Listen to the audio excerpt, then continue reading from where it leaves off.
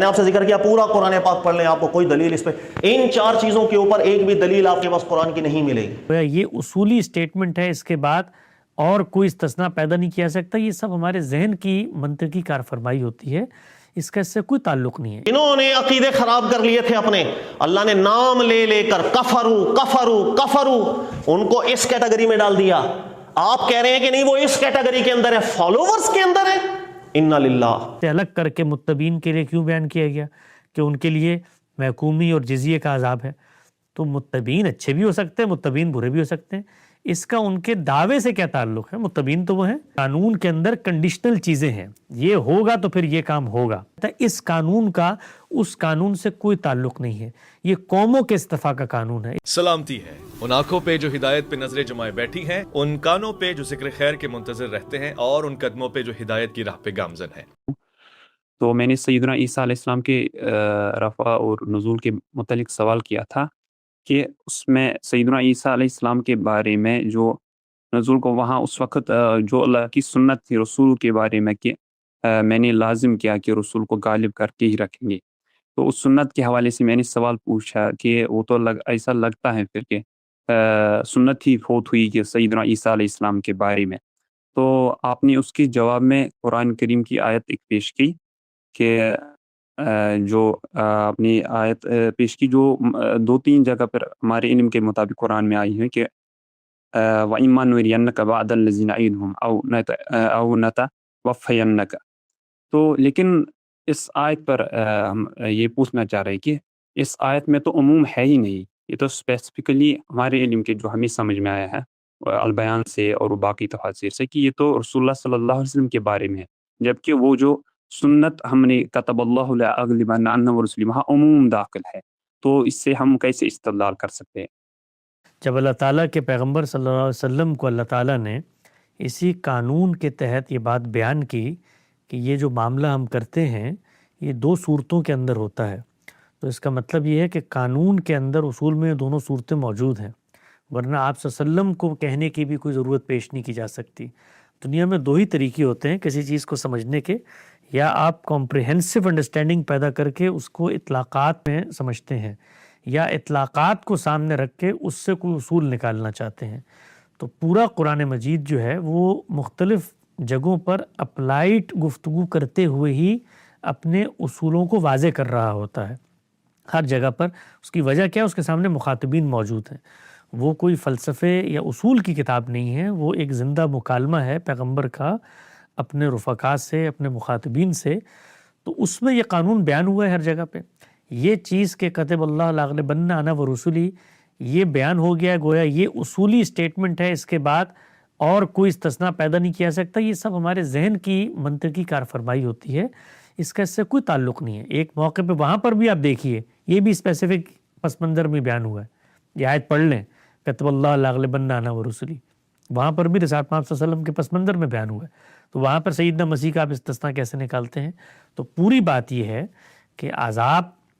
پیغمبر کے آنے کے بعد آتا ہے، اس کو قرآن مجید نے بیان کیا ہے، وَمَا كُنَّا مُعَذِّبِينَ حَتَّى نَبْعَثَ رَسُولًا، جب تک رسول نہیں بھیجتے تب تک عذاب نہیں دیتے۔ اب اس کی صورتیں کیا ہوں گی اس کو ہم کیسے جانیں گے؟ اسی طریقے سے پورے قانون کے استقصاء سے پڑھیں گے قرآن مجید میں، ہر جگہ قرآن نے اس کو بیان کیا ہے، کہیں پر اجمال، کہیں تفصیل، کہیں اطلاق، کہیں اصول، اس پس منظر میں رکھیں گے، پھر اطلاق کر کے بھی دیکھیں گے کہیں اس کی خلاف ورزی تو نہیں ہو رہی، تو یہ چیز امکان کے طور پہ موجود خود اللہ تعالیٰ نے بتا دی ہے، اِمَّا نُرِيَنَّكَ بَعْضَ الَّذِي نَعِدُهُمْ أَوْ نَتَوَفِّيَنَّكَ، یہ عذاب تمہاری موجودگی میں آئے گا یا تمہیں رخصت کر کے آ جائے گا۔ تو قرآن مجید جو ہے وہ اس طرح کی چیزوں کو ہر جگہ پہ بیان نہیں کرتا، وہ تفصیل کی کتاب نہیں ہے کہ وہ سیدنا مسیح کی پوری، اس کے ہاں جب پیغمبروں کی سرگزشت بھی آتی ہے تو وہ مخاطبین کی رعایت سے آتی ہے، ان کو بتانے کے لیے آتی ہے، اسی لیے قرآن مجید میں ان پیغمبروں کا ذکر ہے جن سے مخاطبین واقف ہیں۔ تو سیدنا مسیح اللہ کے رسول تھے، ان کی قوم پر بھی عذاب آیا، ان کے رخصت ہونے کے بعد آیا، قرآن مجید کی صراحت کے مطابق آیا۔ لیکن حسن بھائی اس میں جو کہ جو سیدنا عیسیٰ کے متبعین ہیں وہ اب غالب کیسے؟ کیونکہ جو مجھے سمجھ میں آیا، کیونکہ میں نے گاندھی صاحب کی وہ سیریز 2 دفعہ دیکھی ہے۔ غلبہ جو ہے، غلبہ اس وقت دیا جائے گا، غلبہ اس وقت دیا جائے گا، میرا خیال ہے پورے قانون کو آپ پہلے 23 اعتراضات سیریز میں قانون اتمام حجت کے تحت ہم نے اس کو بیان کیا ہے، غلبہ اس وقت ملے گا جب اتنی بڑی تعداد افراد کی موجود ہو جو دارالہجرت میں وہاں سے ہجرت کر کے جائے، ان کو عذاب سے نکالا جاتا ہے۔ سیدنا مسیح کے ساتھ تو یہ معاملہ ہوا ہی نہیں، یعنی اس قانون کے اندر کنڈیشنل چیزیں ہیں، یہ ہوگا تو پھر یہ کام ہوگا۔ ہاتھوں سے عذاب آئے گا، کب آئے گا ہاتھوں سے عذاب؟ اس وقت جب ہاتھوں سے عذاب دینے کی پوزیشن میں ہوں گے آپ کے اوپر رسول اللہ صلی اللہ علیہ وسلم پر بفرض محال اگر آپ مان لیں کوئی بھی شخص ایمان نہ لاتا تو پھر عذاب کی وہی دوسری صورت باقی تھی کہ پھر آسمان سے اترتا یا کسی دوسری قوم کو لے کے آیا جاتا۔ تو یہاں پر تو پورا مرحلہ ہے، پیغمبر آتا ہے، انذار کرتا ہے، انذار عام کرتا ہے، اتمام حجت، ہجرت و برات، پھر جزا و سزا، اور پھر اس کے نتیجے میں جو جزا ملتی ہے وہ غلبے کی صورت میں نمودار ہوتی ہے۔ تو سیدنا مسیح کے معاملے میں تو قوم بنی ہی نہیں، 4 لوگ بھی ایمان نہیں لائے، تو وہاں پر غلبے کا تو سوال ہی پیدا نہیں ہوتا نا۔ جو حسن بھائی پھر متبعین ہیں وہ کون لوگ ہیں جس کے بارے میں وہ سورۃ آل عمران کی وہ جو مشہور آیت ہیں اس کے بارے میں؟ دوبارہ کہیے گا، آواز کٹ گئی۔ جی حسن بھائی، جو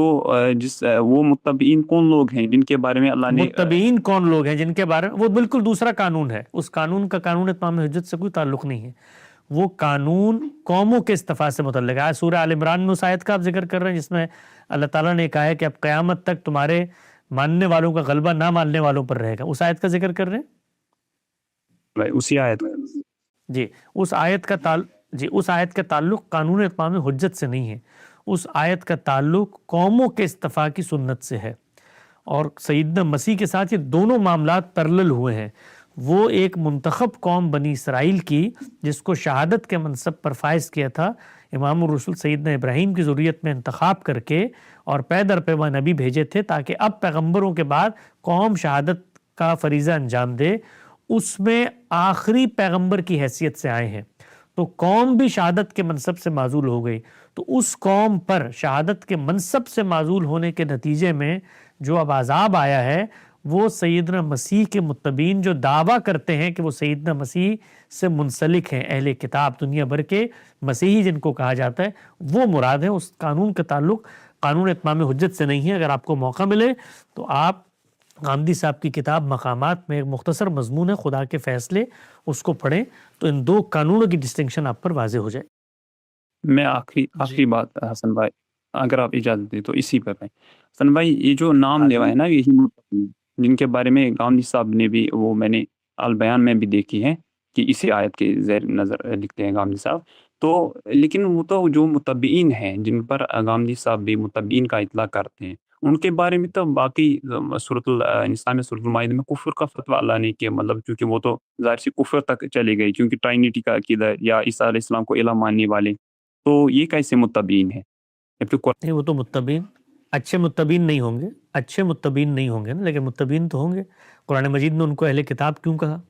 قرآن مجید نے خود رسول اللہ کی موجودگی میں ان کے متبعین اور دعوے کی رعایت سے ان کے عذاب کی میں تخفیف کیوں کی؟ مشرکین مکہ کو اس وقت اس حالات میں قتل عام کا حکم دیا کہ فقتلوا المشرکین حیث وجدتموہم خذوہ واحصروہ وخذوا لہم کل مرصد۔ سورہ توبہ میں اس حکم کو اس سے الگ کر کے متبعین کے لیے کیوں بیان کیا گیا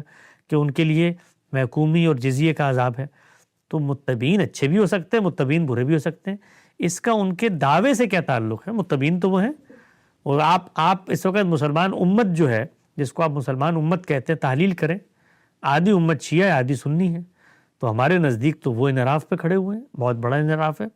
نبوت کے انسٹیٹیوشن میں ایک انحراف امامت کا پیدا کر لیا، تو کیا وہ مسلمان نہیں، متبعین تو رہیں گے؟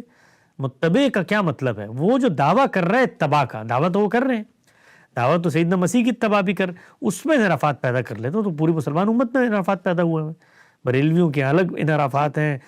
صوفیہ کے اپنے انحراف، تو وہ متبعین نہیں رہیں گے اس کے نتیجے میں۔ یہ منطقی طریقہ ہے چیزوں کو دیکھنے کا۔ متبع وہ ہوتا ہے جو دعویٰ اتباع کرے، دعویٰ اتباع کے بعد اس کے ہاں صحیح دین کا بھی ظہور ہو جائے، یہ شرط کہاں لکھی ہوئی ہے؟ ہونا چاہیے، تو برے متبعین ہوں گے، لیکن ہوں گے تو وہی متبعین مسیحی ہیں، اہل کتابی ہیں۔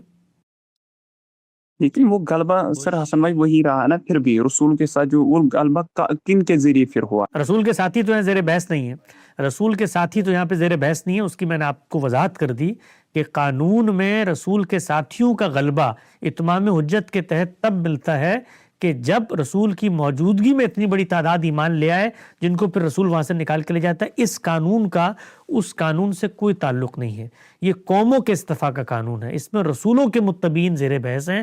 رسولوں کے صحابہ زیر بحث نہیں ہے۔